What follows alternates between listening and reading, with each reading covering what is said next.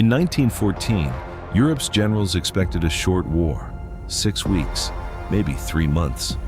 Everyone would be home by Christmas. They were wrong. What actually happened was 4 years of industrialized slaughter on a scale the world had never imagined. 10 million soldiers dead, 20 million wounded, entire generations erased, and at the center of it all, the most sophisticated war machine the world had ever built. German engineering, German steel, German science, turned against humanity in ways that still haunt us today. This is the story of how Germany fought World War I, not just with courage, with chemistry, with technology, with iron calculation, and how all of it, every weapon, every tactic, every innovation, still wasn't enough. June 28, 1914, Sarajevo, a 19-year-old with a pistol shot Archduke Franz Ferdinand. Within 6 weeks, the major powers of Europe had declared war on each other. It happened faster than anyone expected, faster than anyone could stop.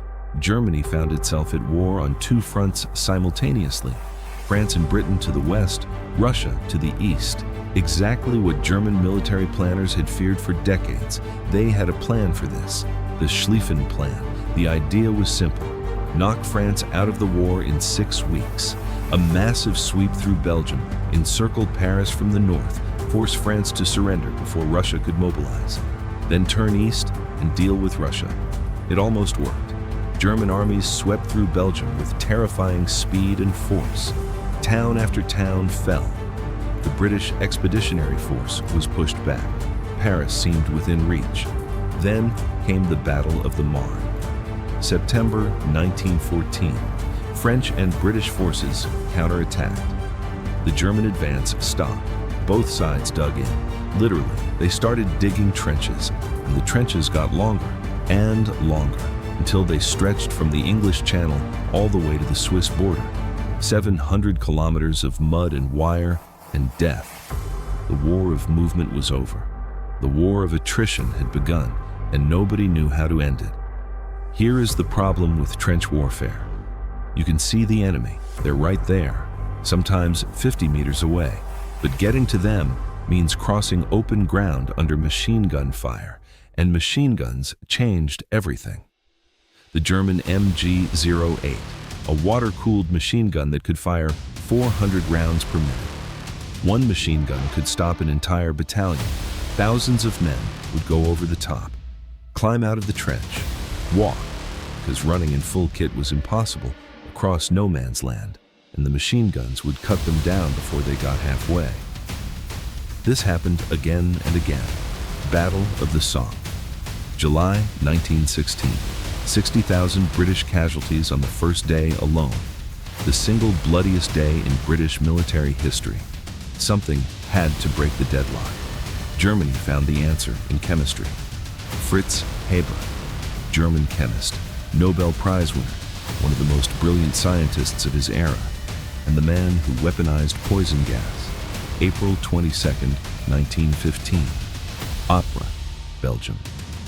German forces released 168 tons of chlorine gas from cylinders along a 4-mile front. A yellow-green cloud drifted toward Allied trenches. Soldiers who had never seen anything like it thought it was a smokescreen. They stood up to look. Within minutes, men were choking, their lungs filling with fluid, drowning in the open air. A 4-mile gap opened in the Allied line. The Germans could have broken through, but they hadn't expected it to work so well. They weren't prepared to exploit the breach. The moment passed. Both sides began using gas, chlorine, phosgene, mustard gas, each more horrible than the last. Mustard gas was the worst. It didn't kill quickly, it blinded, it burned skin, it destroyed lungs slowly. A man hit by mustard gas could take weeks to die. Fritz Haber's wife, also a chemist, was so horrified by what her husband had created that she shot herself with his military pistol the night after he returned from supervising the first gas attack. He left for the Eastern Front the next morning. But Germany's war machine wasn't just gas and machine guns. Above the trenches, Zeppelins, enormous hydrogen-filled airships, over 180 meters long, floating above enemy cities at night and dropping bombs on civilians. London was bombed for the first time in history. People looked up and saw these massive silver shapes moving silently through the dark. Terror from above, something that had never existed before. But Zeppelins were fragile. One incendiary bullet in the hydrogen, and the whole thing became a fireball in seconds. By 1917, they were largely abandoned. Below the waves, U-boats, German submarines. By 1917, Germany had declared unrestricted submarine warfare. Any ship, military or civilian, approaching Britain would be sunk. It almost worked. Britain imports most of its food. U-boats were sinking ships faster than they could be replaced.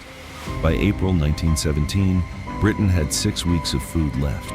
6 weeks. Then the convoy system was introduced. Ships traveling in groups with naval escorts. U-boat losses mounted. The stranglehold loosened. And the U-boat campaign had a catastrophic side effect, the Lusitania, a British passenger liner, sunk by a German U-boat in 1915, 1,198 people dead, including 128 Americans. America was watching. Back in the trenches, Germany developed something new, the Stormtrooper. Not the armored columns of later wars. Small groups of elite soldiers trained to infiltrate enemy trenches, bypass strong points, attack from behind, create chaos and confusion, speed, surprise, aggression. Instead of walking in a line toward machine guns, move fast, move smart, hit the enemy where they're weakest. The Stormtrooper tactics worked brilliantly. In March 1918, the Spring Offensive, German forces broke through Allied lines further and faster than anyone had since 1914. Paris was in range again. Then it stopped. The Spring Offensive burned through Germany's last reserves, the best soldiers, the last ammunition, the final hope. And now, America had entered the war. Fresh troops, unlimited supplies, a continent's worth of industrial power. Germany was exhausted. 4 years of fighting on 2 fronts. The naval blockade had been starving civilians for years. People in German cities were eating turnips. In winter, every day, the army began to crack, not from cowardice, from exhaustion, from hunger, from hopelessness. In November 1918, sailors in Kiel mutinied, refused to sail on what they called a suicide mission. The mutiny spread. Revolution broke out across Germany. Kaiser Wilhelm II abdicated, fled to the Netherlands. The German Empire, the empire Bismarck had built, that Krupp had armed, that had seemed so powerful 4 years earlier, was gone. On November 11, 1918, at 11 a.m., the guns stopped. Just stopped. After 4 years and 3 months of continuous fire. Silence. Germany had not been invaded. Its army was still on foreign soil, but it had run out of everything: men, food, steel, hope. The Treaty of Versailles, June 1919. Germany lost territory, lost its colonies, lost its navy, lost its air force, was forbidden from having an army larger than 100,000 men, and was handed a bill for the entire war. 132 billion gold marks. The German generals called it a stab in the back. They said the army had never been defeated in the field, that it had been betrayed by politicians and revolutionaries at home. This was a lie. But it was a lie many people chose to believe, because the alternative, accepting that 4 years of sacrifice had achieved nothing, was too painful to bear. That lie will come back, with catastrophic consequences, next time.